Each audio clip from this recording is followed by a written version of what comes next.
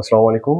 এর আগের পর্বে আমরা দেখেছি যে ত্রিকোণমিতি অনুশীলনী সমাধানের জন্য যে সূত্রসমূহের প্রয়োজন, সেই সূত্রসমূহ কিভাবে প্রমাণ করা যায়, সূত্রসমূহ কি কি এগুলো।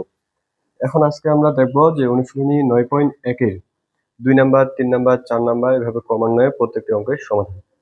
তাহলে দেখি 2 নাম্বার অঙ্ক আমাদের কি বলছেন, যে sin a = 3/4 হলে এ কোণের অন্যান্য ত্রিকোণমিতিক অনুপাত নির্ণয় করি। তাহলে এর আগে আমরা পর্বে জানিয়েছি যে ত্রিকোণমিতিক অনুপাত হচ্ছে 6টি: সাইন, কসেক, ট্যান, কট, সেক, কস। তাহলে সাইনের মান দেওয়া আছে, অন্যান্য যে ত্রিকোণমিতিক অনুপাতগুলো বের করতে হবে সেগুলো আমরা কিভাবে বের করবো। এর আগের পর্বে আমি শেষের দিক বলছিলাম যে একটা ত্রিকোণমিতিক অনুপাত থাকলে অন্য ত্রিকোণমিতিক অনুপাতে কিভাবে যেতে হয় একটা এমসিকিউ সলভ করে দিয়েছিলাম। তাই দেখি সে আলোকেই করতে থাকি। তাহলে 2 নাম্বার অঙ্কের সমাধান। তাহলে কি বলছে যে সাইন এ ইকুয়াল, তাহলে দেওয়া আছে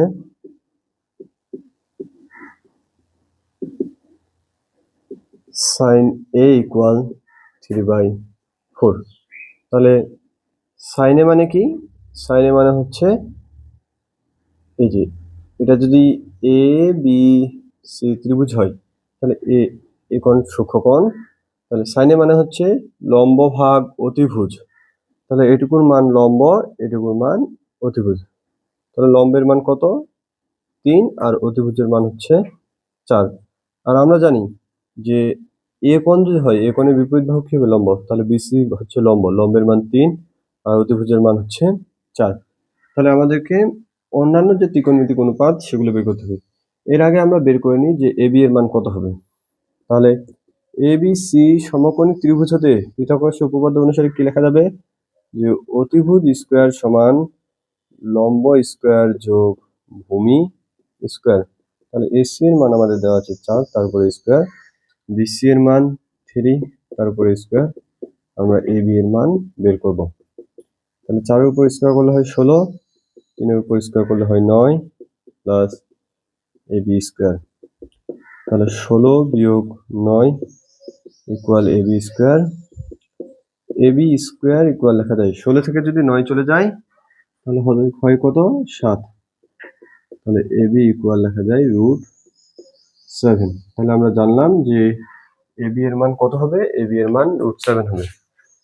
তাহলে এখন অন্যান্য যে ত্রিকোণমিতিক অনুপাতগুলো রয়েছে সেগুলো বের করি। তাহলে প্রথমে আমরা দেখি cos এর সমান কি হবে। তাহলে cos a সমান হবে ভূমি ভাগ অতিভুজ। তাহলে ভূমি এর মান হচ্ছে √7 আর অতিভুজের মান হচ্ছে 4। তাহলে সেকে কি হবে? সেকে cos এর বিপরীত, তাহলে 4/√7। এখন tan এর মান যদি বের করি, tan মানে কি? লম্ব ভাগ ভূমি। তাহলে লম্বের মান 3, ভূমি এর মান √7, তাহলে হবে 3/√7।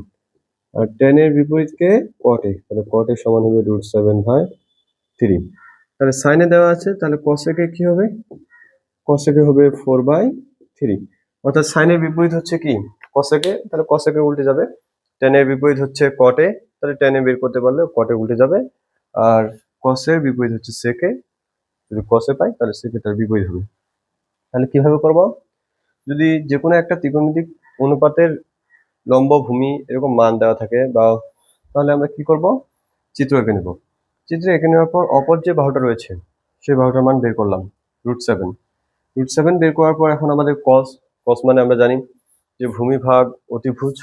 ভূমি এর মান দিলাম আর অতিভুজের মান দিলাম। sec তাহলে cos এর বিপরীত, tan মানে কি? লম্ব ভাগ ভূমি, লম্ব আর ভূমি দিলাম। cot এর বিপরীত আর sin এর বিপরীত কি হবে? cosec। তাহলে একইভাবে আমরা 3 নম্বর অঙ্ক সমাধান করব। এবার তাহলে আমরা দেখব 3 নম্বর অঙ্কের সমাধান। 2 নম্বর অঙ্কের মতো 3 নম্বর অঙ্ক একই। তাহলে যদি আমরা সমাধান দেখি, তাহলে কি দেওয়া আছে? দেওয়া আছে যে 15 cot a = 8। তাহলে cot a ইকুয়াল হবে 8/15। তাহলে cot কার বিপরীত? tan এর। tan সমান কি জানি আমরা? লম্ব ভাগ ভূমি। তাহলে cot সমান কি হবে? ভূমি ভাগ লম্ব। তাহলে এটুকুর মান ভূমি, এটুকুর মান কি? লম্ব। তাহলে আমরা যদি চিত্র কি, তাহলে সূক্ষ্মকোণকে এ বি সি। তাহলে cot সমান কি? cot হচ্ছে tan এর বিপরীত। tan সমান হচ্ছে লম্ব ভাগ ভূমি, cot সমান হবে তাহলে ভূমি ভাগ লম্ব। তাহলে ভূমির মান 8, লম্বের মান 15। এখন তাহলে আমরা অতিভুজ বের করব।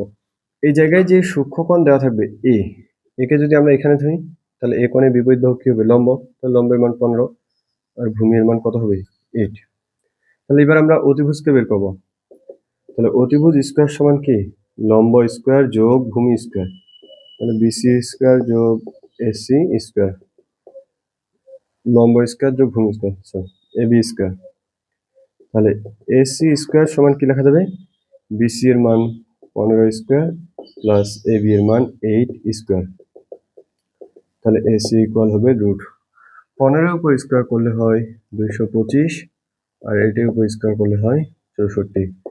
তাহলে এসি এর মান দাঁড়ায় রুট ওভার 225 যোগ 64 রুট, অর্থাৎ 17।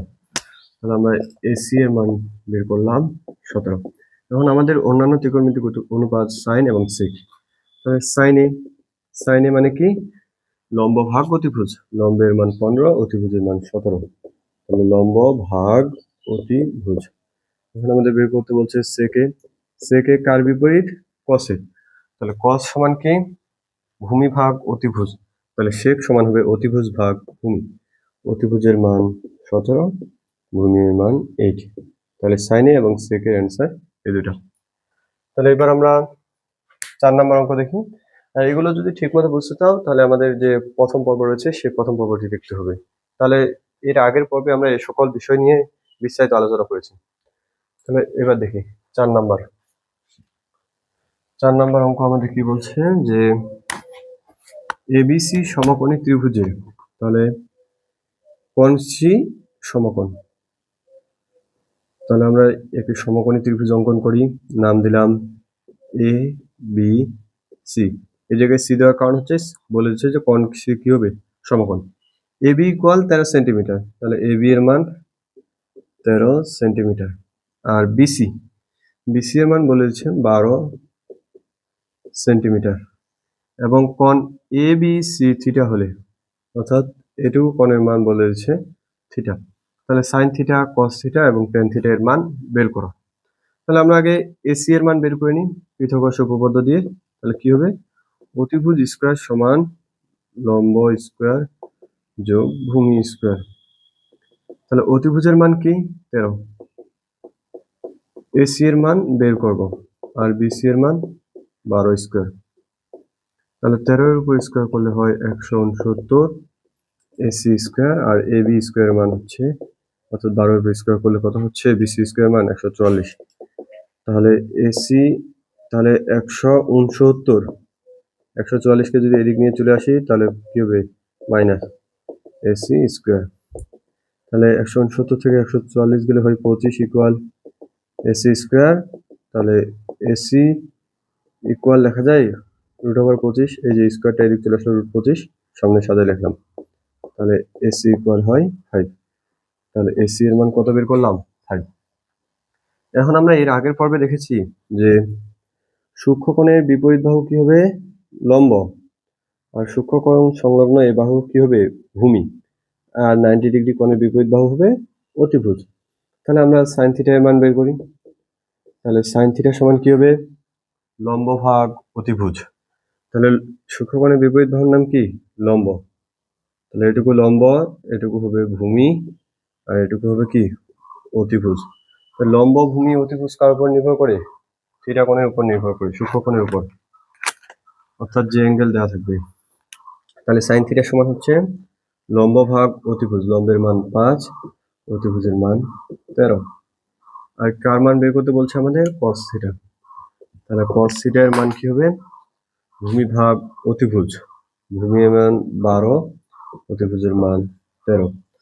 টেন থিটা এর মান কি হবে? লম্ব ভাগ ভূমি। লম্বের মান কত? 5 আর ভূমির মান 12। এছাড়াও এটা আরো আলাদাভাবে করা যায়, যেমন sine square theta plus cos square theta equal 1। আমরা সাইনের মান বের করলাম, এখান থেকে কসের মান বের করতে পারবো। আবার টেন থিটা এর মান equal sine theta by cos theta, এভাবেও করা যায়। তবে সবচেয়ে সহজ হচ্ছে চিত্রের মাধ্যমে করা।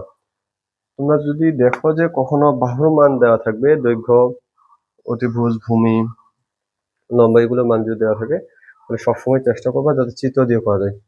তাহলে 3, 4, 5 এগুলো হচ্ছে বইয়ের অঙ্কের সমাধান। এখন আমরা দেখব 2, 3, 4, 5 নাম্বার অঙ্ক যেটা রয়েছে সেই অঙ্কটা আমরা দেখবো এখন। তাহলে 5 নাম্বার অঙ্ক দেখা যাক। তাহলে এবার আমরা 5 নাম্বার অঙ্কের সমাধান দেখবো। তাহলে 5 নাম্বার অঙ্ক আমাদের কি বলছে যে ABC সমকোণী ত্রিভুজের কোণ B কি হবে? সমকোণ। তাহলে ABC এই কোণ সমকোণ। তাহলে দেওয়া আছে কি tan A = √3। আমাদের দেখাইতে সত্যতা যাচাই করতে বলছে। তাহলে এটুকু সমান 3/4 হবে, যদি হয় তাহলে সত্যতা, আর যদি না হয় তাহলে মিথ্যা। তাহলে আমরা এটুকুই দেখাবো। তাহলে আমাদের কি দেওয়া আছে? tan A, অর্থাৎ এই কোণের সাপেক্ষে। তাহলে tan A = দেওয়া আছে আমাদের √3। তাহলে √3 এর নিচে কোনো কিছু নাই, মানে কি রয়েছে? 1। তাহলে tan মানে কি জানি আমরা? লম্ব ভাগ ভূমি। তাহলে উপরেরটুকু লম্বের মান, নিচেরটা কার মান? ভূমির মান। তাহলে এই যে এ কোণ, তাহলে লম্ব হবে কোনটা? এ কোণের বিপরীত বাহু, আর ভূমি হবে 1। এখন আমরা অতিভুজের মান বের করব। তাহলে অতিভুজ স্কয়ার সমান কি লেখা যায়? লম্ব স্কয়ার প্লাস ভূমি স্কয়ার। তাহলে AC স্কয়ার সমান BC এর মান হচ্ছে √3, তারপর স্কয়ার, AB এর মান 1 স্কয়ার।